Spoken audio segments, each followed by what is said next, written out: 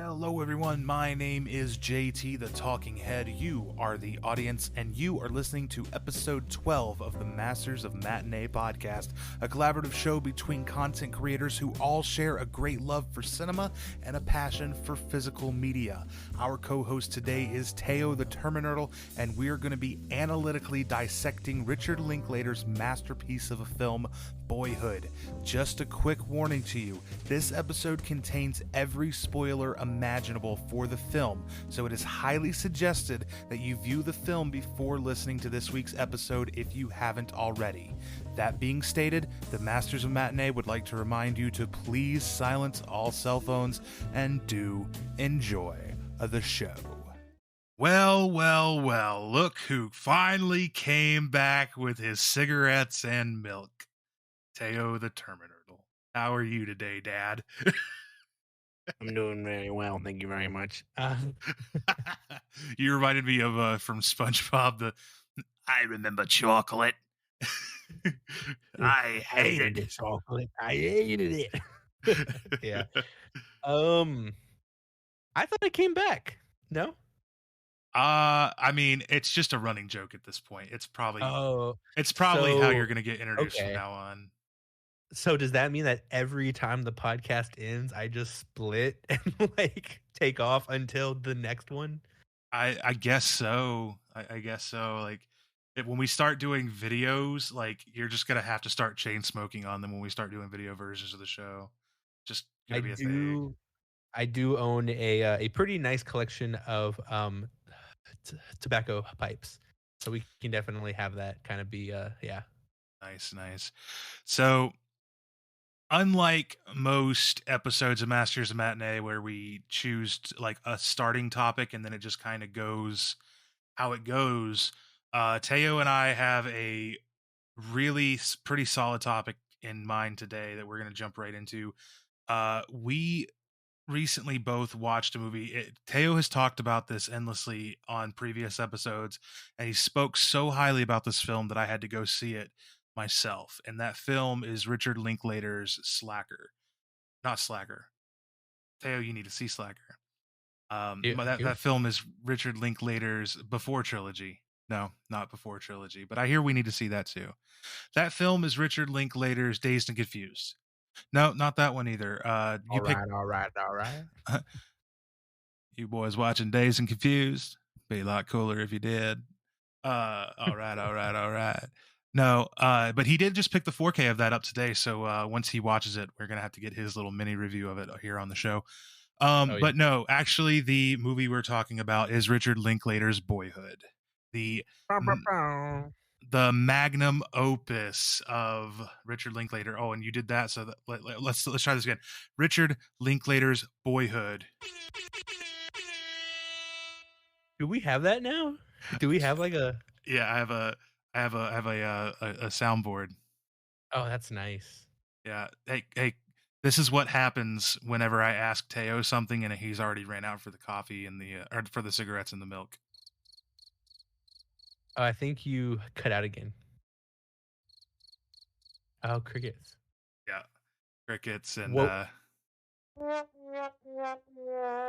That's awesome. What we need to do too is just kind of take different clips from the podcast. So we need to make different catch phrases and stuff. Yeah, we could do that. That'd be great. So we are talking about Richard Linklater's Boyhood. Yes, thank you. It's a phenomenal film.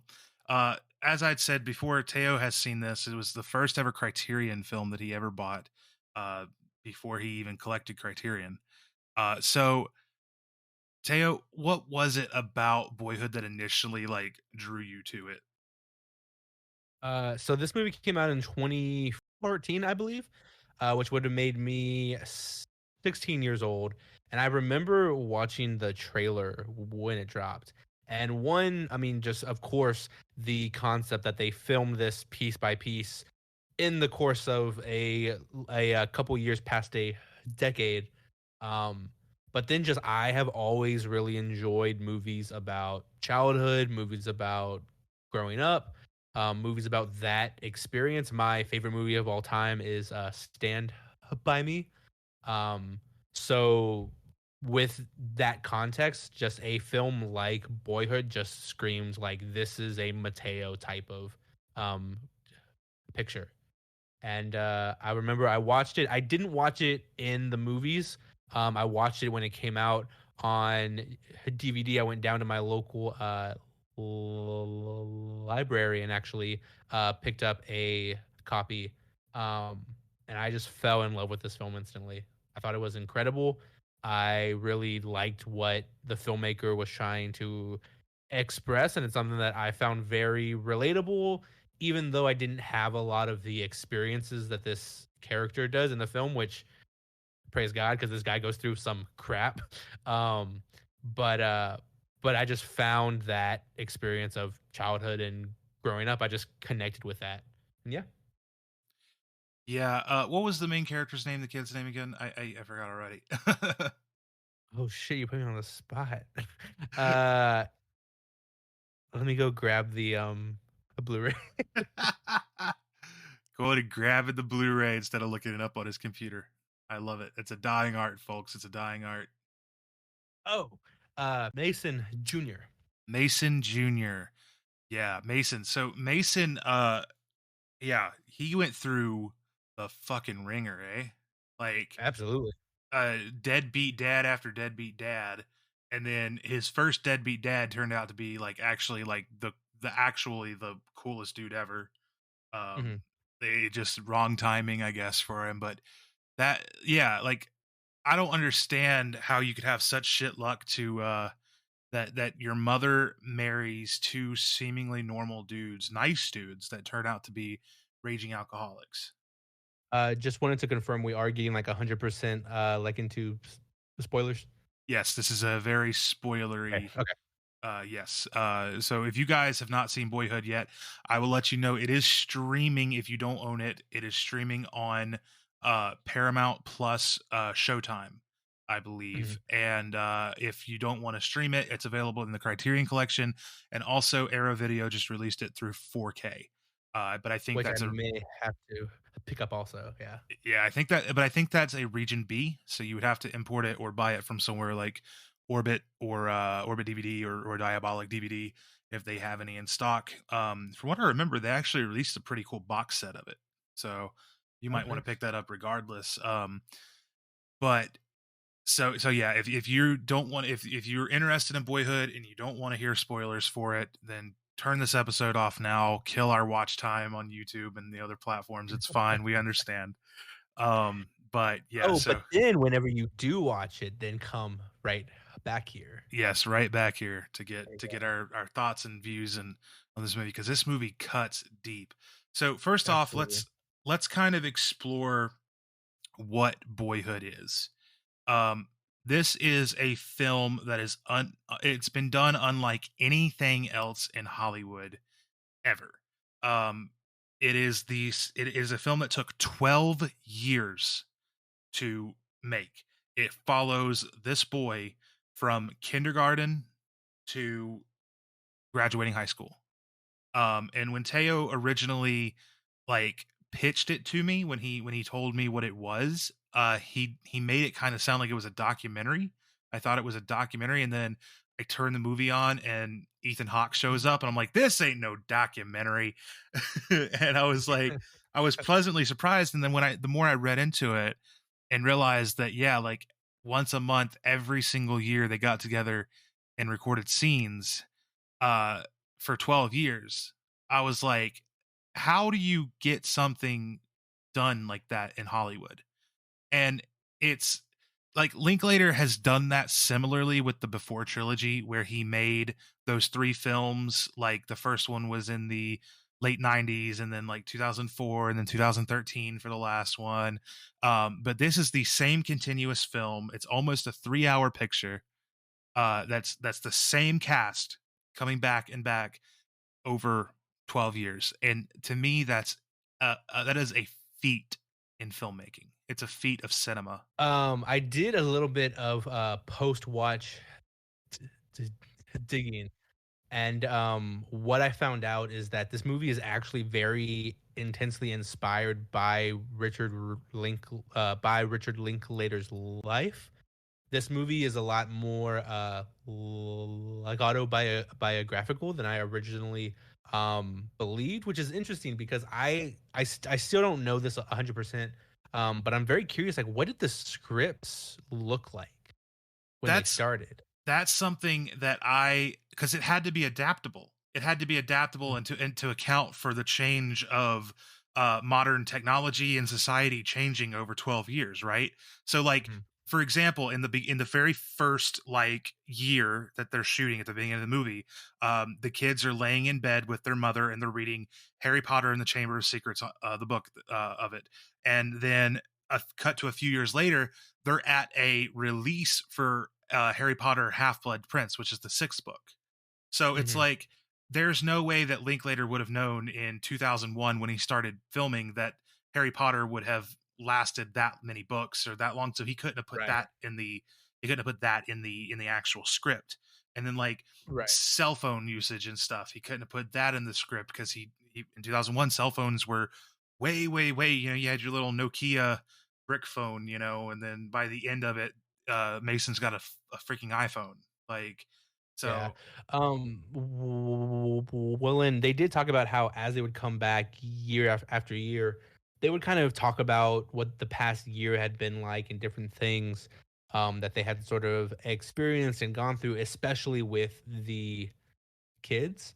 Um, but I think that there was like a core of a story there because the director talked about how his parents were divorced. He was raised by his mom, and he had witnessed her get married and divorce again as time kind of went on. That occurred a couple of times. And then his mom went back and got her college degree and became a teacher, which is a you know plot point throughout the film. So like I think that like the core was there, but yes, no, I absolutely love how this movie was a time capsule, especially because I think yeah. So when this movie came out, I was about 16 years old. So I was only a couple years behind like the person that plays the key kid in the film. And yeah, like in the beginning watching them play we watching them watch Dragon Ball, just like those key things from childhood, and specifically like the childhood that I grew up in. There's a scene where he's playing a Game Boy, and it's kind of like all those key things. Just I think that's also like what makes me connect with this film in such like a deep, you know what I mean? Yeah. yeah, I think I connected with it as well in the same way because I was in um kindergarten, or no, I was in preschool when the when 9/11 happened in 2001, and then Mason's in Mhm. kindergarten, so I was a year behind Mason, and they're mentioning that, and the movie does get very political and stuff. Like his dad, it mentions how his dad's super liberal, and so throughout the Yeah. years, like it showed, like in the beginning of it, you know, he's like vote for anybody but Bush, and then Mhm. you know years later, they're ripping John Kerry signs out of yards for, is it John Kerry? Who ran against Uh, Obama? Mitt it Romney? was John McCain. John McCain. Yeah, they're ripping Yeah. John McCain signs out of yards and putting Obama signs down in yards and stuff. And it's just like, you know, it's like little stuff like that that, like you said, it's a really good word for it. Time capsule. It's a Mm. time capsule of our society at that point, and in a way, it's a time capsule of you and our generation, our formative years, uh, Oh, absolutely. and how we grew into be the people that we are today. Mason was influenced by the same things that we were playing, you know, Halo on the Xbox, Yeah. or the Wii Sports or whatever, boxing and watching Dragon Ball Z, playing his Game Boy, reading the Harry Potter books. And it's like all of that stuff that Linklater chose. Like he could have made a semi autobiographical film and put it in the 19, you know, 70s or 60s or whatever, whenever the fuck he grew up, uh Mhm. and made it a full film and shot it over the course of a year and a half like a normal feature would be shot. Yeah. But he didn't. He chose to uh, have the same kid grow up. He chose to actually capture this kid's childhood and actually capture the growth of society around this child as that kid grew up. And I thought that was absolutely fascinating. And it's probably one of the most impressive things I've ever seen in a film. Yeah. Plus, every time I watch this film, I completely forget it takes place in Houston, which is where I am currently, and I forget that. But yeah, like there's a point where they go t- to they go to an Astros game, and they go to a game when the Astros are wearing the uniforms that like I remember them wearing the very first time I went to one of their games. Wow, yeah. Yeah, Linklater's from Texas, so like a big portion of his films take place in Texas, which is why I think Yeah. that you and like I've recommended a few other Linklater films for Teo to watch. Slacker and Dazed and Confused both take place in Texas. Um, You know who else is from Texas? um, there's a lot of people from Texas, but who? Wes Anderson. Really? I did not know that. He he grew up about 20 minutes from where like I like am currently. Oh wow, that's really cool. Yeah. That's very neat.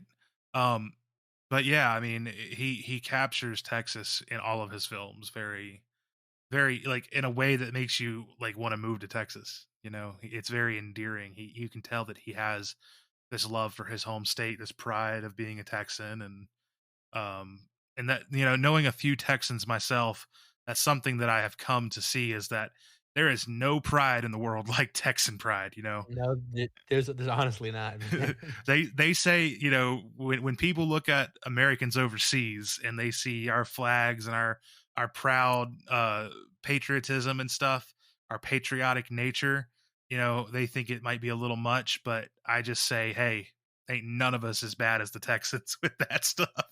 Which I love that this movie actually includes the freaking Texas pledge. Right. Um, that caught me off guard because I haven't heard that pledge in almost 10 years probably. And I was like, "Oh shit. I pledge allegiance to Texas once." Like, You want to know something else that I thought was really crazy about this movie? was it? So scheduling in Hollywood is wild. It's hard to get actors scheduled, obviously. Mm, So they got not only all these actors to come back all together every year, year after year, to not take any projects during that time period every year, but they also kept the same kid that played Mason. How freaking hard must it have been to keep a kid interested in acting? What would have happened to this film if the kid who played Mason after 2 or 3 years was like, I don't want to be an actor anymore?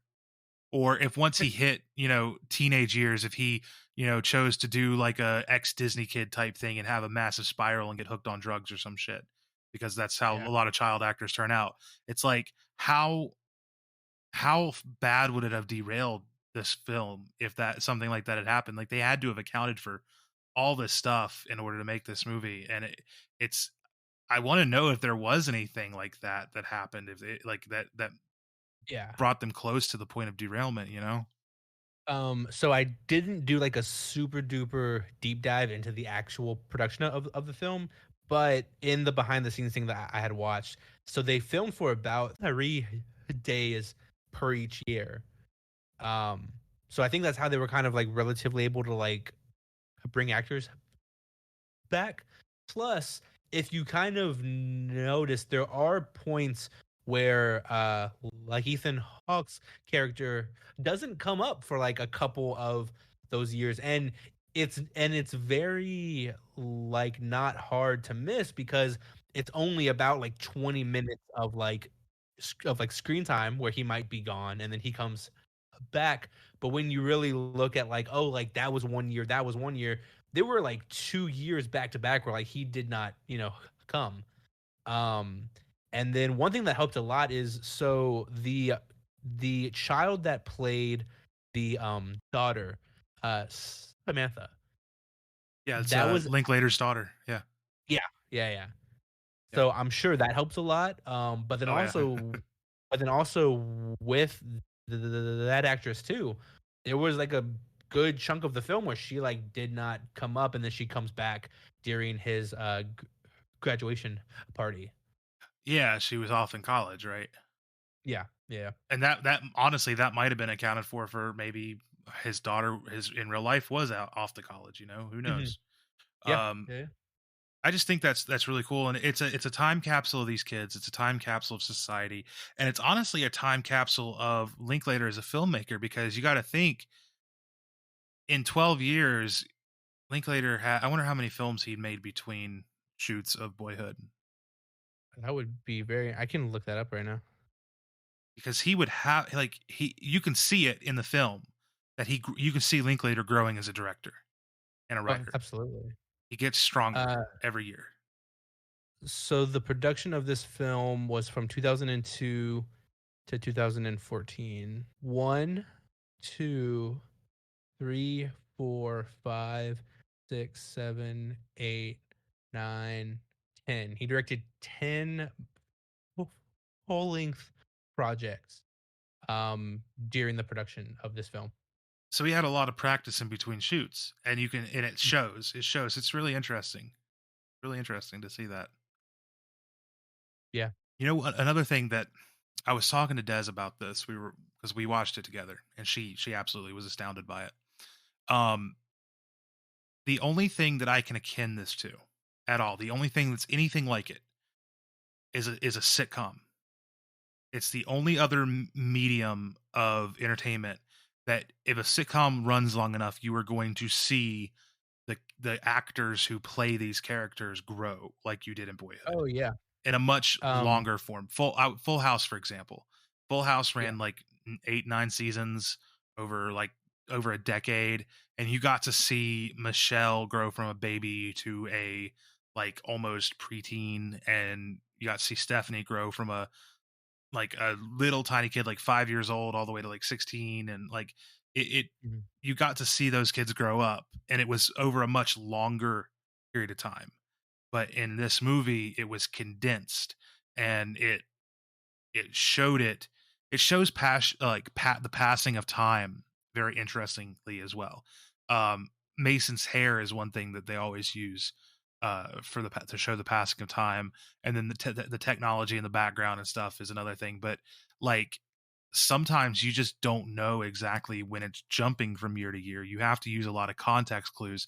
That's something that I also found really interesting is because they don't use like your typical passage of time where it would be like like a slate black screen with the words like 1 year later or whatever. Right. It just Yeah. it organically passes time, and I thought that was very intriguing how they did that because it caught you off guard for a while, and you had to really pay attention to the context of the scene. Yeah, so I think that this current watch that I did was the one where I could kind of tell the most, and what was kind of the, like, telltale sign to me was his, like, haircuts, and it's because there's a point especially or there's a point during the beginning years where he cuts his hair completely, and it's not him that wants to do it. It's, one of his stepdads, Yeah, and it's because I his knew first stepdad. yeah, but because I knew that that was such, like, a crucial, I guess, kind of pivotal point, I paid attention to his hair throughout the entire film, and that is kind of the, like, key sort of telltale of, like, when the years change. Um, but yeah, no, I would say the first 2 times that I watched this, I, like, could not tell. I just, like, blinked and he went from being, like, 10 to being, like, you know, 20. Just to your point about, sitcoms, yeah, like, the best example of that I've seen is with, A Boy Meets World. Like, that TV show starts when they're in kindergarten and you see, like, their prom night, you see Corey propose, you see their wedding, like, you see all of that, and it's just yeah. Yeah, Boy Meets World is probably even better example than Full House. Because yeah, I forgot that Boy Meets World started when they were in kindergarten. You get to see them all the way up through college and Mhm. everything, and then there was a continuation of Girl Meets World where you get to see them as adults and stuff. So that's probably even a Definitely much true. a much better comparison because you really got to see Corey and Topanga grow. Um, that it's just such an intriguing thing. I do want to pivot here a little bit to talk about something. I'm going to give a trigger warning. We're going to be talking about alcoholism and Mm, abuse, because yeah. this Mason's story has a very heavy undertone of three key themes, which are alcoholism, neglect, and abandonment. Um, neglect, if not right out, straight out abuse. So Mhm, he's got, he starts off with, it's just him, his sister, and his mom. Dad left him.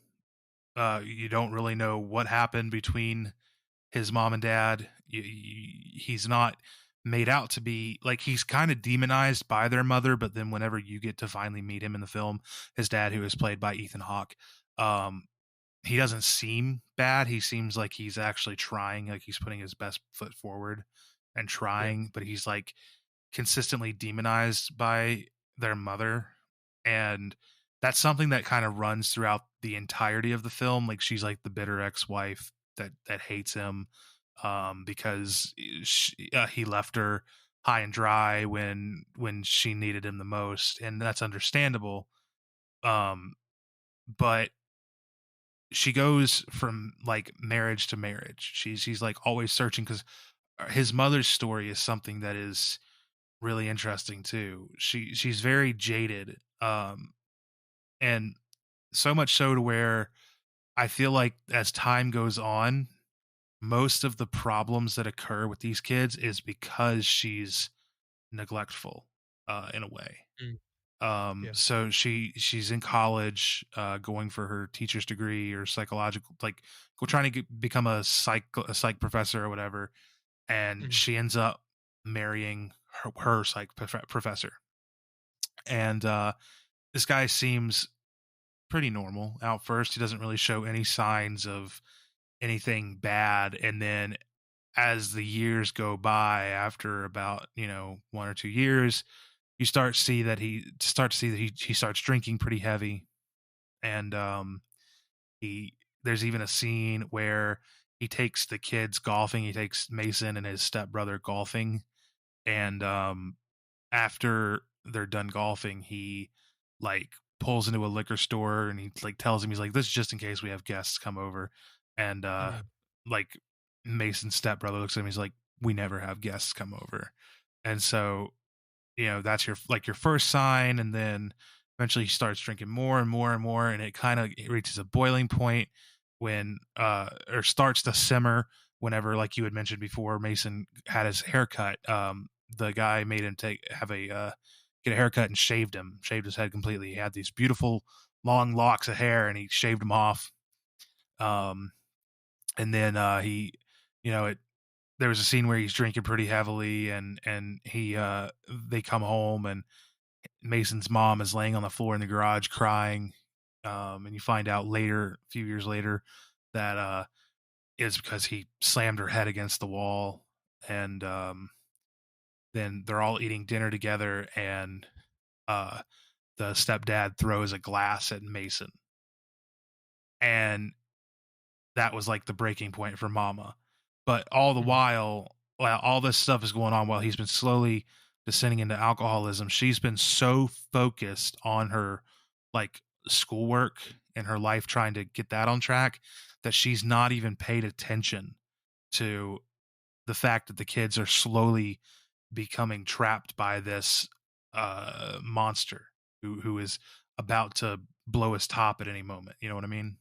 Yeah, no, it was very interesting watching it this time around because I think the last time I had seen this was like my freshman year of college. So I very much viewed this from Mason's perspective. And I am not a parent now, but I am married.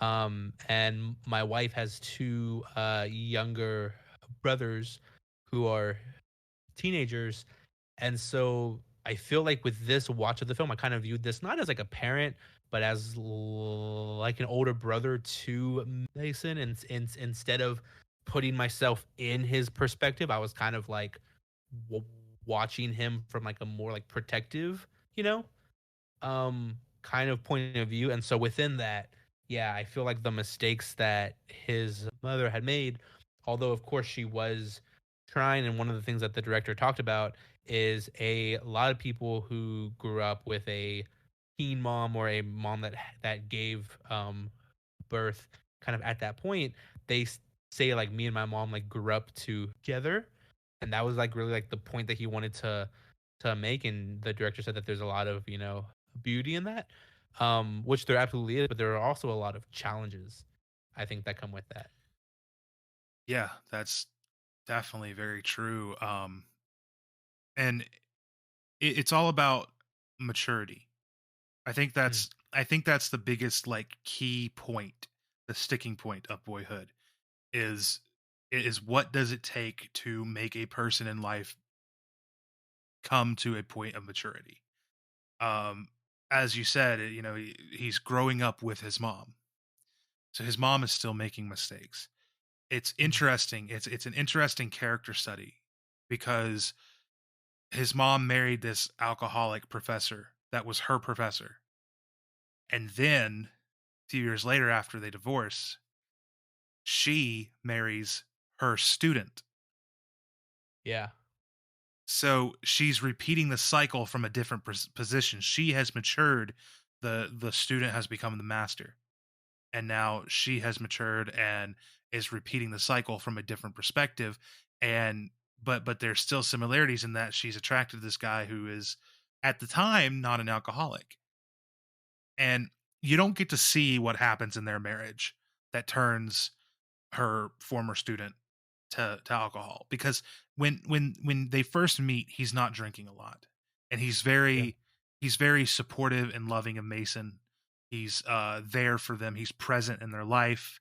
He's an ex military, and he's all around what I would see as a good guy. And I looked at this guy and I'm like, oh man, this is cool. Like maybe this will form Mason to be like, you know, a really cool person or whatever. And you know, he got Mason his first camera, got him into photography.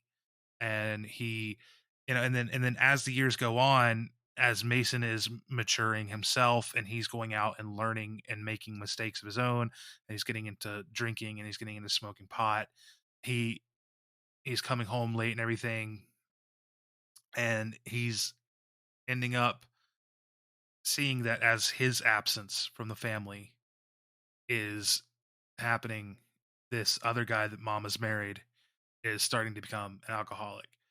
So I'm, you know, we like I said, we don't get to see what happened between his mom and stepdaddy number two's relationship that sent him spiraling down that path. But I Mm, gotta wonder if what it was, because he wasn't like portrayed as being even remotely alcoholic when they first met. You know what I mean? yeah. You gotta wonder if it's just her. No, I'm kidding. Well, no, that is an interesting point though. Yeah. That's that like, and I'm not saying that to be misogynist or anything. Mhm. I'm trying to look at this analytically. Um, I'm not saying that in a way that, you know, women will drive you to alcoholism. Women will drive you No, no, crazy. right. No, yeah, I was just joking. I'm trying to deconstruct it and be like, well, you know, first her mistake of neglect was that she was so focused um on getting her degree. And then Mhm. obviously later in life, you know, later in her second marriage, you can see that they are struggling financially. They have a Yeah. house that is way bigger than they need, and it's the economy. It shows the economy, how the economy has crushed them, because when they bought that house, which was around the time that like after the housing market crashed, when everything was dirt cheap, um, Mhm. you know, how the economy has exploded since, and now everything, inflation had gone up and everything throughout the Obama presidency and everything like that, after the housing market crash, when the economy was taking a recovery period. And it shows their descent from seemingly upper middle class to lower middle class, but they're also still in this really nice like suburban home. but that they can barely afford. So I mean, that's probably something that drove him to alcoholism, because she's a college professor, he's a corrections officer at a prison, and Mhm. but she's probably so focused on building her job and paying the bills and doing this and that. It shows that she's selling stuff online, like selling handmade jewelry and stuff online. Right. Um, that she's Yeah. probably so sucked into that that she's again neglecting her kids. She doesn't notice when, or she does notice, but she doesn't seem to be super phased when Mason comes home and he's been drinking and smoking pot. She doesn't have a talk with him. She doesn't be a parent about it. She's just taken aback, and then she lets it go. Mhm. Um, and then she's probably neglecting her marriage as well. And again, I don't say that to be misogynist. I'm just making an No, right. observation as to what could Yeah. have caused that. I mean, anybody who's trapped in a marriage that is seemingly loveless could turn to something like alcohol or drugs to numb that pain.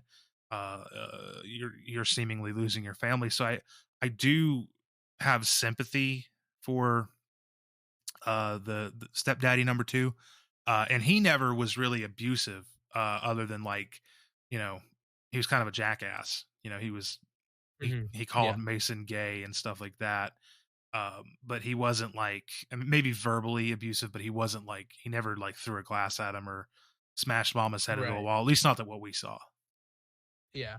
Well, and I feel like this time around, I caught a conversation with the mom in a different kind of way, and it's whenever they all go out to eat towards the end, and she tells them that she's gonna move once again, and she's moving in with her mom, and she says like this will be great for me, and her kids ask her, "What about Christmas? Like where are we gonna go?" And to me, that was a good point. I was like, "Yeah, like what about like I get that your kids are going off to college, but you're not necessarily like done being a parent. Like you're you're done parenting, but you are always gonna be like a parent."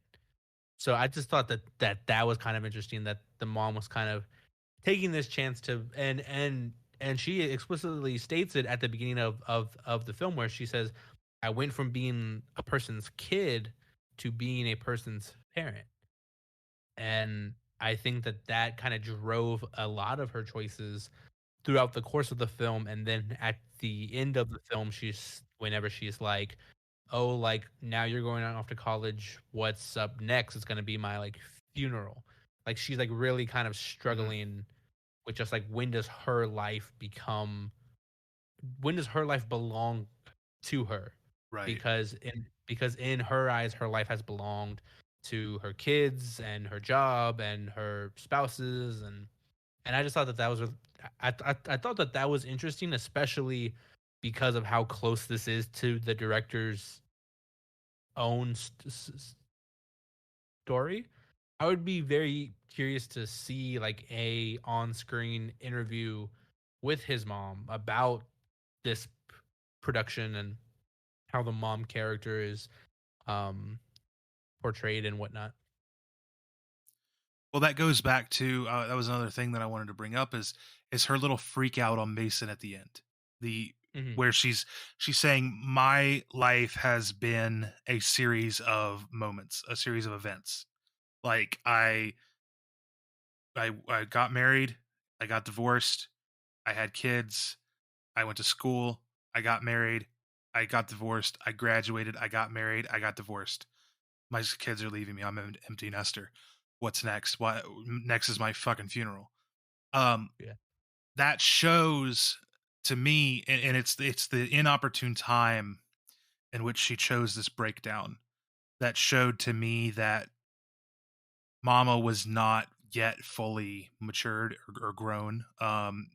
Mason was taking this step into college, and yes, mom is going to be sad about it, but she like fully has this meltdown, and it's because Mason, like, she's like, I expected you to be happy about going to college, but I didn't expect you to be so happy about it, like so happy about leaving me and stuff like Mhm. that. And it's like she gets like jealous of him, or something, Yeah. because he's getting ready to go off and live his own life in college and start his life, and he's not going to be trapped with having to raise kids and give up his life, and Mhm.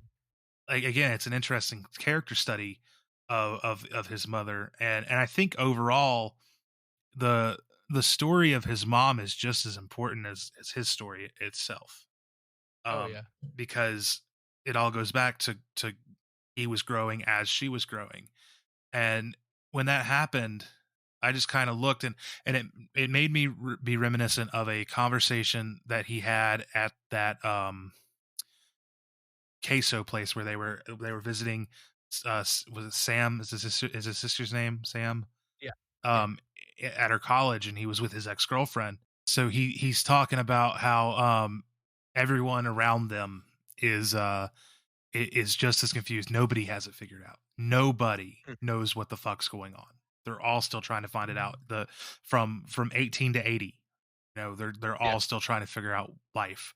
And it really shows that with his mom, because she's like, her life is obviously not going the way she wants it to, and she's got to find out how to live her life and how to be Yeah. fulfilled without being a mom, and how to keep her own time, her and track of her own self, be her own keeper, and all that. I just think it's a really interesting study of motherhood. I mean, this movie could have just as easily been called Motherhood as well as That was Boyhood. a that was a literal direct quote from the director. Yeah. Well, and it's so crazy because then to juxtapose, his dad kind of ends on a good note. Like, Yeah, yeah, dude. His dad. okay.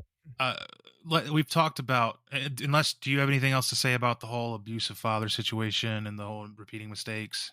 Not really, except for I do wonder how that played into Mason's life because there are multiple points in the movie where multiple people, both his abusive stepdads, but also people that care a lot about him, like his boss at the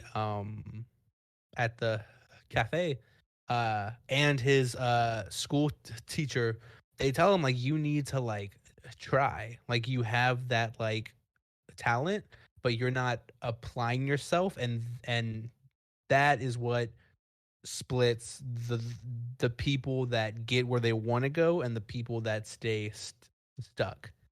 And I think that again because I'm watching this film currently from a more protective point of view, and I have had those like word for word exact same talks with my wife's brothers, um and it's like, yeah, dude, like you need to apply yourself more. Like you're not just gonna, skate by throughout your life and then end up where you want to be. Like if you want to break this chain that you're kind of in right now, then you need to really push. But I do wonder if having those abusive dads, if having people kind of tear him down constantly, if that is the reason why he never really pushed that much because he was maybe pushed too hard when he was a kid. Yeah, that's a good point. Eh, I think he was pushed hard by the wrong people. Mhm. Um, the people in his life that needed to be there to support and push him forward were too busy with their own lives. They were too much in their own world. His Yeah. mom with her college and her career, his dad with trying to make music and do whatever. And then by the time his dad was ready to settle down, he chose to settle down and start a family with another person instead of returning to his actual family or his original family, you know? Well, and to be honest, I don't know that the mom would have even taken him had he tried. No, doubtful. But Yeah. he could have moved closer, or just Oh yeah. made Absolutely. an effort to be more present, which later in the years he does. That's a thing that I wanted to pivot into, is because we've talked about a lot of deadbeat dads, a lot of depressing daddy issues. Mhm. Um, his dad, for all his flaws, his biological father, is actually probably the best influence that Mason had, Oh, because absolutely. his Yeah. dad encouraged him to explore life and to Mhm. find the varieties of life that make it great. His dad pushed him to do these things and gave him the sage advice that he needed to move forward throughout his formative years. Even though he wasn't present, when he was present, he I felt like he made it count. Yeah. And that's something that's I feel like is not all that common in what I call weekend warrior dads, the kind of dads Mhm. that, they show up every weekend or every other weekend, and they don't always take the time to focus on the kid. It's almost like they're just dragging the kid along to what they're doing. And I think in the beginning, although he did truly love his kids, I don't think he was ready to be a parent. And I think that's why he split. I think he felt like there was still something out there that he had to chase. He still wanted to make his career as a musician, work. But there is always one thing that he says in this film that has always stood out to me every single time that I watch it. And it's when he says, I became the man that your mother wanted me to be. Like I did eventually become that. She just could have been a little bit more patient. And I both get that and I disagree with it. Um I get it in the sense that like I know what he means, and there is a part of me, there is that selfish part that kind of relates. Like I have been married for almost 2 years now. I'm not prepared to be a dad. There's still more that I want to do. There's still more that me and my wife want to do. We want to travel a few places before we have kids. Um, but at the same time, like if I found out tomorrow that we were pregnant, like well, that now takes the priority in my life. And I have no problem putting those things on the back burner because a literal human being is 100% dependent on me at that point. But I know that not everybody feels that way. And even people that do agree with that logic and reasoning, words are easier said than the actions that we put into place. We have to remember that the whole aging and maturing thing applies to dad too. Yeah. Oh, yeah. Um, if he had settled down and dropped all of his wild dreams when he was a kid and had Mason as a teenager, or I think he said he Mm. was 23 when they had him. Yeah. Uh, would he have gone into alcoholism too? That's a good question. Because there's no way to kill a life faster than crushing the dreams of a person. Yeah, but then again, at what cost? Because I'm sure that his wife would have appreciated him toughing it out, and it's like even like his kid tells him in the film, "You would have saved me that parade of assholes." You know? This is true until you think of the what ifs or what could be's. Yeah. Maybe Mason was saved by the parade of assholes, but maybe his dad became the asshole instead. Mm, Um, when you get jaded in life, it can really fuck with you. yeah. And I'm gonna get a little personal here. I'm a child of divorce. I come from a broken home. My dad left when I was 3.5 years old. Uh, I have a very good relationship with my dad now, but it was not always great. Um, I can say with utmost certainty that if my dad had, quote, toughed it out, Mm, we would not be we would not be how we are now. He needed a lot of yeah. growing. He needed to find out what his life needed in order to be the dad that I need. You can't as a child of divorce, I can safely say that I would rather be a child of divorce than to be trapped in a home with a biological mother and father that don't get along, because there's Yeah. so many issues that come from that. You're always around fighting. You're always around, it can cause both parents or one parent to go to drinking or drug use or whatever, and then that leads down the rabbit hole of abuse.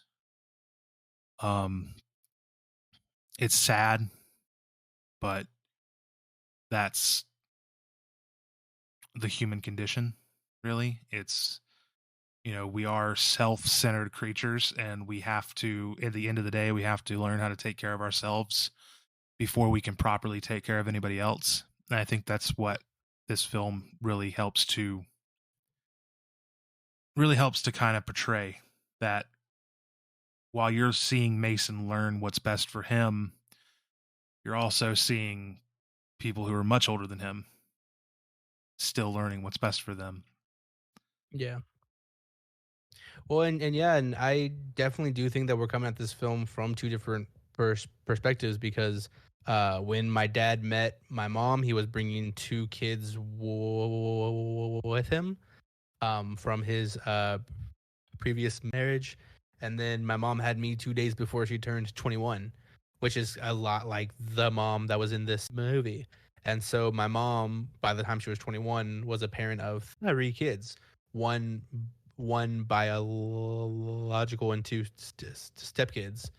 So I do think when I watch this film and kind of watch the mom kind of struggle with the things that she's you know sh- sh- struggling with, it's hard not to see my mom in that as well. Um, but at the same time, I could never watch this movie with her because he would be like, "Bitch!" Like, like my mom would definitely be screaming at the TV for a ton of this film. You know what I mean? Right. Um, so yeah. So no, I definitely think it is very good to watch this from multiple perspectives and multiple because I do think that you like are correct in that, like, if it's going to damage the home to the point of no return, you know what I mean? Yeah, dude. I think there's also so many, what ifs. What ifs, what Mhm. could be's, coulda, shoulda, wouldas, but didn't. And Yeah.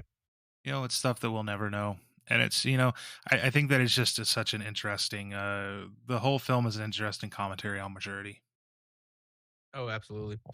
And that's why I love this movie. I could watch this 20 times, honestly, and probably pull a different conclusion with each time. You know what I mean? Yeah. And it's one of those things where perspective really dictates your view on the world. Um Mhm. like Oh, like you absolutely. had mentioned, we're coming at this from two different angles because we both have two different upbringings. You seemingly had the upbringing closer to Mason's first stepdad, and I don't want to get too personal, but I kind of assume that it worked out for your mom with your father, your biological father. Yeah, yeah. Okay. Um, see, I had the parade of assholes. Mom never married Mm, any of them, but they were yeah, boyfriends and stuff. And then when I was 16, she finally settled down and married a really wonderful man, Sam, mhm, who passed away unfortunately a couple of years ago. Um, yeah, but yeah, so I definitely relate to the "you could have saved me from the parade of assholes" remark that Mason told his dad. But at the same time, I also have to catch myself and think, well, you know, if he had stuck around, maybe, you know, if Mason's dad had stuck around, maybe he would have become the asshole. But we're running on an hour right now, my man. I want to know. Let's wrap it up here. What are your kind of final thoughts on the film Boyhood, and also what do you rate it out of 5 stars? um, so, we kinda talked about this at the top of this podcast.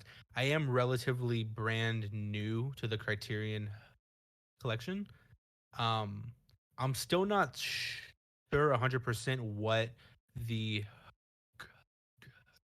credentials are for what constitutes being a criterion, but I can say 100% that this movie deserves um, to be in this collection. The way that I interpret it, the criterion is like if the planet were to get blown up and space aliens came across like a collection of like Blu-rays, like the criterion is like the best of the best. You know what I mean?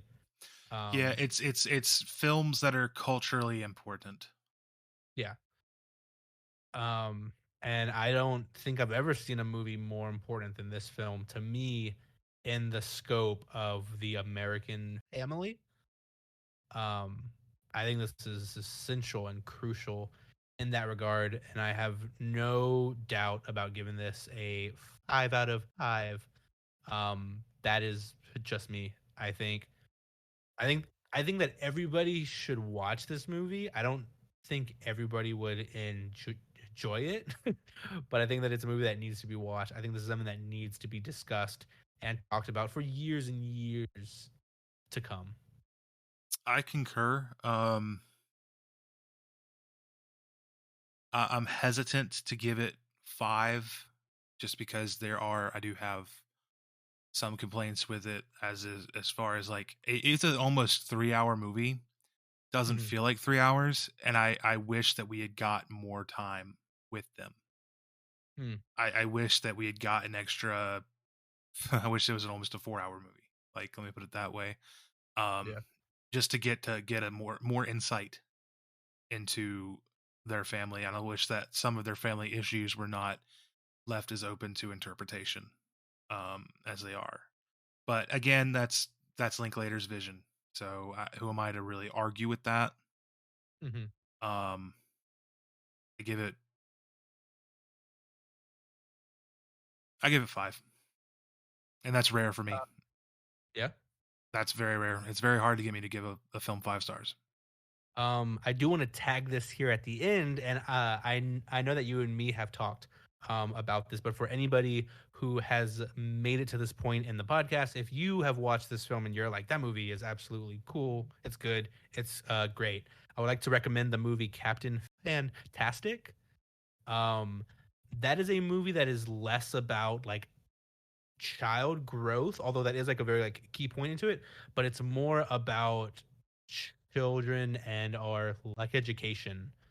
It's about what we teach kids and the way that we teach them. Um, I know you and me have talked about this film. It is currently on Prime. Captain Fantastic is another just freaking banger.